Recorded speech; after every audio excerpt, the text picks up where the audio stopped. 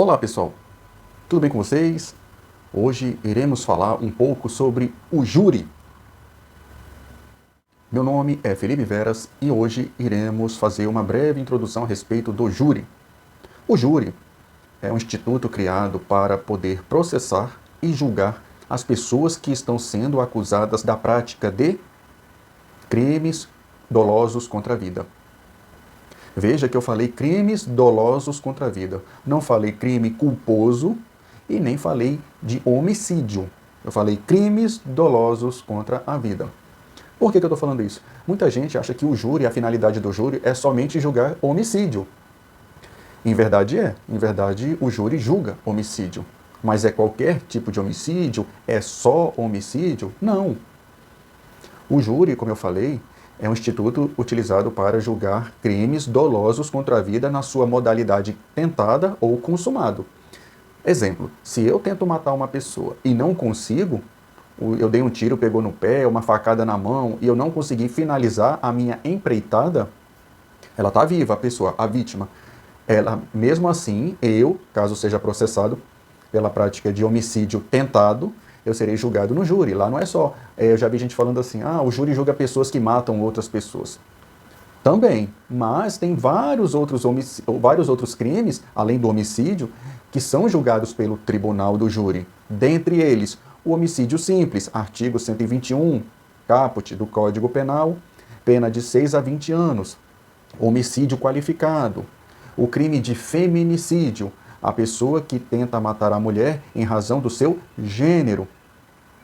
O crime de induzimento ao suicídio, artigo 122 do Código Penal. Uma pessoa que está em casa, meio borocochô, tristezinha, tem sérias tendências depressivas ao suicídio. Aí você fala, fulano, essa vida não presta, eu acho melhor você acabar com essa tristeza, pule da ponte, bote uma corda no pescoço, dê um tiro na sua cabeça. Eu estou induzindo a pessoa a se matar. E essa pessoa, ela poderá ser julgada, processada pelo tribunal do júri. Outro, artigo 123, infanticídio. A mãe, vendo que assim que o filho acabou de nascer, ela está em estado puerperal e vai lá e tira a vida do seu filho. Isso é o crime de infanticídio, não é homicídio. Também será julgado pelo tribunal do júri. Artigo 124 do Código Penal. Aborto, provocar o aborto de forma ilegal, tá? Se a mulher está em casa dormindo e quando acorda, de repente, do nada, ela provoca um aborto espontâneo e natural, é lógico que ela não vai ser julgada pelo tribunal do júri. Até porque, como eu falei no começo do vídeo, o tribunal do júri julga crimes dolosos, ou seja, quando você tem a intenção de praticar o crime, né, de matar. Doloso, o crime doloso, né, homicídio doloso, crimes dolosos. Então veja que induzimento ao aborto, o aborto provocado, melhor dizendo, quando a pessoa vai numa clínica clandestina e pede para o médico tirar aquele filho, aquele bebê, aquele feto não desejado, também é crime. Infanticídio, induzimento, auxílio, instigação ao suicídio, o feminicídio, o homicídio simples, homicídio qualificado. Agora é o seguinte, não caia na pegadinha. O crime de latrocínio, mesmo envolvendo morte consumada, artigo 157 do Código Penal, não é julgado pelo tribunal do júri. Mas fulano morreu no assalto, levou um tiro. Mas esse crime vai ser julgado por um juiz que não é do tribunal do júri, tá bom? Fica ligado nisso, porque essas perguntas caem em concurso e muita gente erra. Bom, e para finalizar a respeito do júri, vale destacar que o júri ele é composto pelo conselho de sentença. E esse conselho de sentença, o juiz ele pega 25 pessoas, os jurados, e faz um sorteio entre os jurados. Dessas 25 pessoas, só irão compor o conselho de sentença para julgar aquela pessoa, aquele acusado, 7 pessoas. Melhor assim, né? 7 pessoas. Pronto. Dessas 7 pessoas, são elas que vão ficar ali prestando atenção no que o advogado de defesa e no que o promotor vai falar para tentar comprovar a culpa ou a inocência de alguém. Não é o juiz que vai julgar e condenar aquela pessoa. É o conselho de sentença, são as pessoas leigas, comuns do povo. Ah, você concorda com isso? Bom, está na Constituição que quem vai julgar o povo é o povo do próprio povo. Afinal, tem uma frase que diz, a voz do povo é a voz de Deus. Então, se a maioria, aquele conselho de sentença por 7-0, 6-1, 5-2, está dizendo que fulano está comprovado que ele é culpado, não tem choro. Não é o juiz que vai falar, eu acho que ele é culpado, que ele é inocente. Não, não caia nessa pegadinha. Quem vai dizer se fulano é culpado ou inocente é o povo. É por isso que existe uma certa briga a respeito do qual seria melhor. Uma pessoa ser julgada pelo juiz ou pelo povo. Depende. Tem casos em que o juiz ele é muito duro e ele já aplica uma pena bem alta, independente de quem chegue no processo para ser julgado.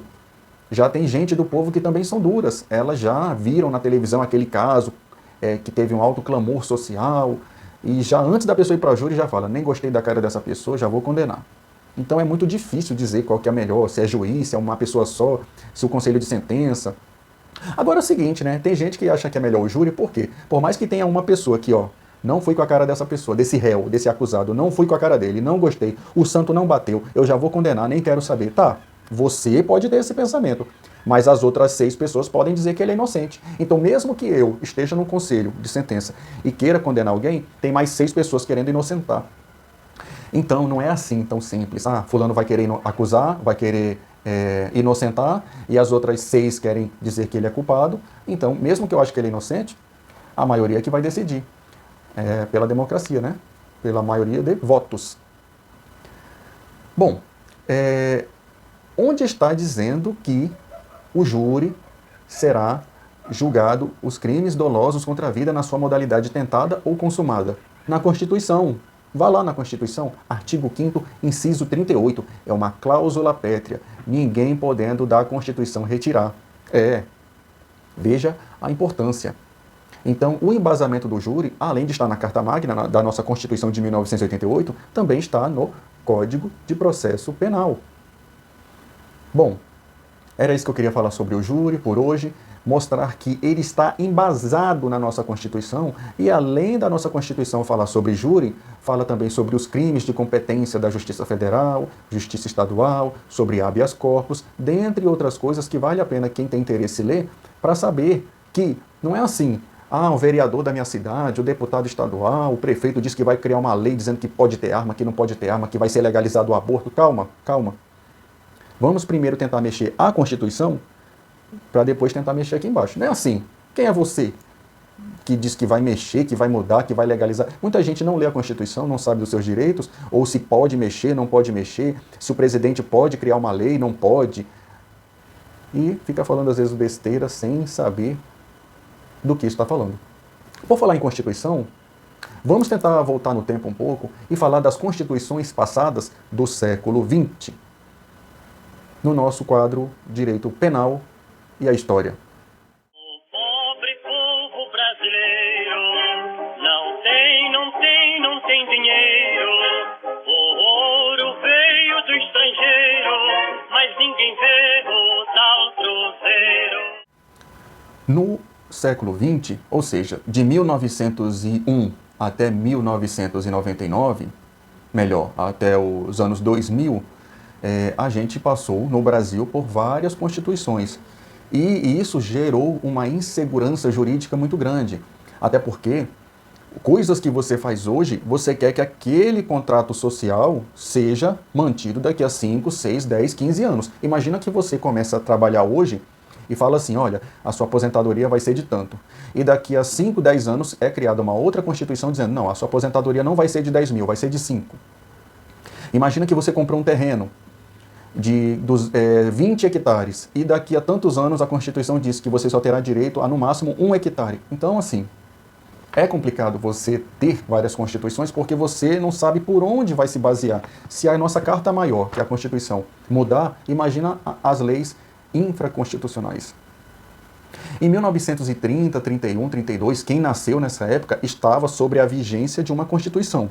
Até que, durante o governo de Getúlio Vargas, em 1934, foi criada uma nova Constituição.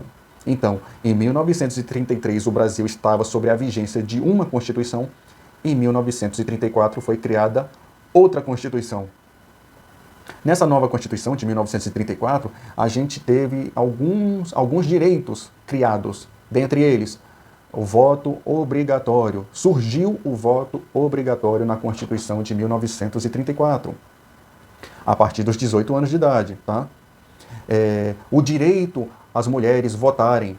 Veja que se apareceu o direito das mulheres votarem, é porque antes disso mulher não votava. Tá certo? A carga horária regularizada de 8 horas diárias de trabalho.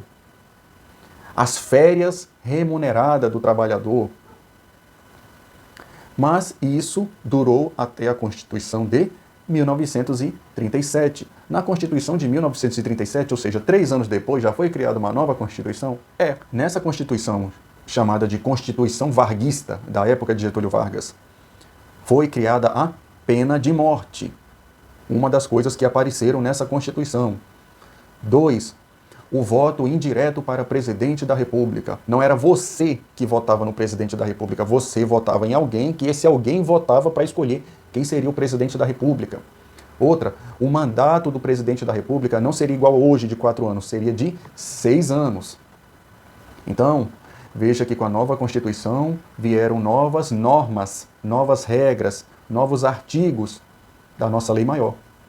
Até que o tempo foi passando e em 1946, após a Segunda Guerra Mundial, que acabou em 45, foi criada uma nova Constituição. Nessa Constituição ocorreu o quê? O fim da pena de morte.